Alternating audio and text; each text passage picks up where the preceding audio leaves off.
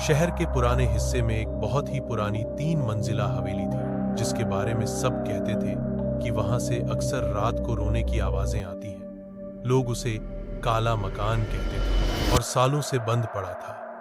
खिड़कियों पर जंग लगे जाल, दीवारों पर काई और ऊपर की तीसरी मंजिल की एक खिड़की हमेशा आधी खुली दिखती थी। एक रात कॉलेज प्रोजेक्ट के नाम पर 4 दोस्त आरव, निशा, करण और दीप्ति ने तय किया कि वे उस हॉन्टेड हाउस की वीडियो बनाकर अपने चैनल पर डालेंगे। वे शाम ढलते ही कैमरा, टॉर्च और एक स्पिरिट बॉक्स ऐप लेकर हवेली पहुंच गए।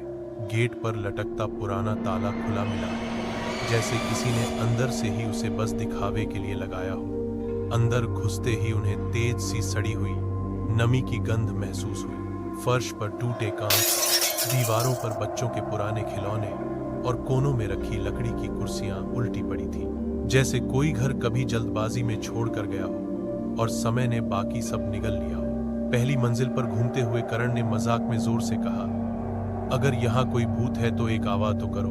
तभी ऊपर की मंजिल से किसी के तेज कदमों की आवाज आई, पर धूल भरे सीढ़ियों पर किसी के पैरों के निशान नहीं बने। दूसरी मंजिल पर उन्हें दीवार पर टंगी एक फैमिली फोटो मिली, एक माँ, पिता और एक छोटी बच्ची, सबके चेहरे मुस्कुराते हुए। निशा ने ध्यान से देखा तो फोटो के कांच के अंदर से लगता था जैसे बच्ची की आंखें हल्का सा हिल रही हों और सीधे कैमरे की तरफ घूर रही हों। उसी समय स्पिरिट बॉक्स ऐप पर एक टूटी आवाज हुई, ऊपर मत आओ। आवाज इतनी मंद थी कि अगर रिकॉर्ड न कर रहे होते तो शायद विश्वास ही न करते।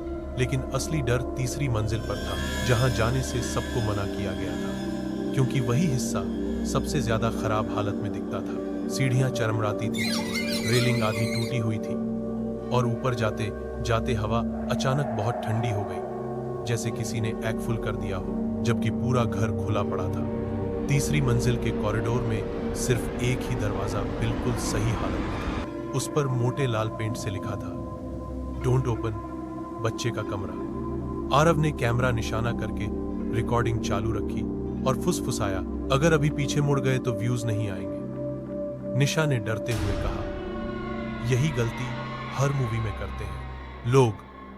करण ने हौंसते हुए भारी लकड़ी का हैंडल घुमाया। दरवाजा अंदर की ओर खुद ही धीरे से खुल गया, जैसे कोई अंदर से उन्हें बुला रहा हो। कमरे के अंदर धूल तो थी, लेकिन बाकी घर की तरह टूटा फूटा नहीं था।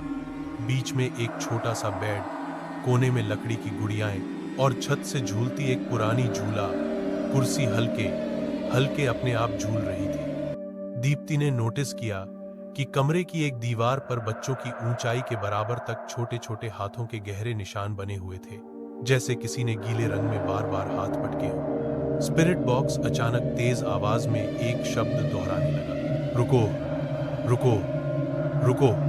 और उसी पल कमरे का दरवाजा धड़ाम से बंद हो गया। टॉर्च की रोशनी कांपने लगी और झूला अचानक तेजी से आगे पीछे झूलने लगा, जैसे उस पर कोई अदृश्य बच्चा जोर से धक्का दे रहा हो। अचानक बेड के नीचे से किसी के रेंगने की आवाज।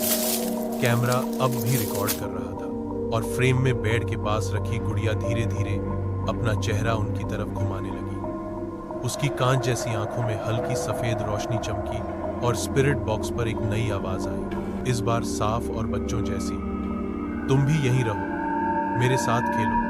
दीवार पर लगे हाथों के निशान ताजा खून जैसे गीले दिखाई देने लगे और धीरे धीरे फर्श पर फैलने लगे। करण ने घबराकर दरवाजा खींचा, पर वह अंदर से जैसे किसी ने पककर रोका हुआ था। कमरे की खिड़की बाहर सड़क की तरफ खुलती थी, लेकिन अब उसमें से बाहर की बजाय उसी कमरे का अंधेरा दिख रहा था, जैसे वह आईना बन गया। उसमें चारों के धुंधले रिफ्लेक्शन नजर आए, पर पांचवी परछाई भी थी, एक छोटी बच्ची जो उनके बीच खड़ी मुस्कुरा रही थी। निशा चीखने ही वाली थी कि पीछे से किसी नन्हे हाथ ने उसका कंधा पकड़ा।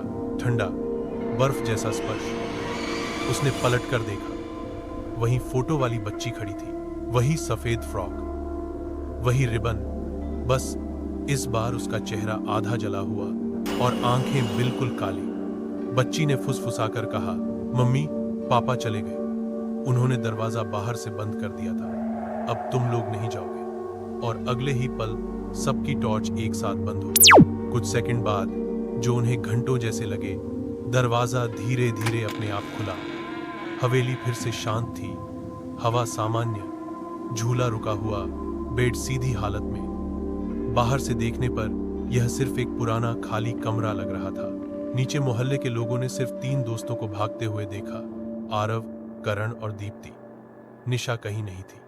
उन्होंने कहा कि वह ऊपर कमरे में ही है, लेकिन पुलिस और पड़ोसियों के साथ जब तीसरी मंजिल पर पहुंचकर बच्चे का कमरा खोला गया तो कमरा पूरी तरह खाली था। न बेड, न झूला, न गुड़िया, सिर्फ दीवार पर एक नई हैंडप्रिंट की लाइन जो पहले नहीं थी, ठीक निशा के हाथ के साइज की।